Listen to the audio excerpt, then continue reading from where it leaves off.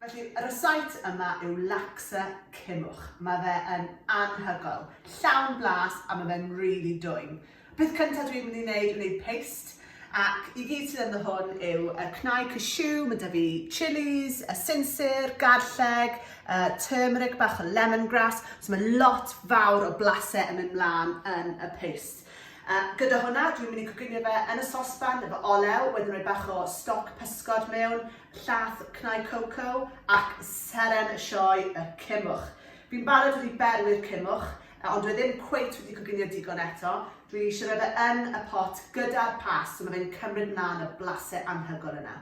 Ac i orffen, mae 'da fi noodles, bean sprouts fan hyn, a jyst i roi ar ben i wneud edrych yn really beth, mae 'da fi bach o cucumber, shibuns a chili. Mae hwn yn un mae rhaid i chi trio.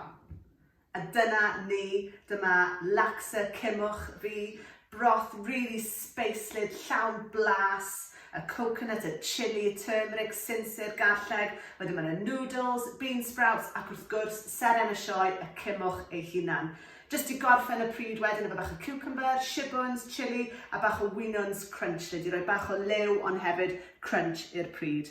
Yn dyw hwnna'n edrych yn anhygoel, methu aros i blasu fe.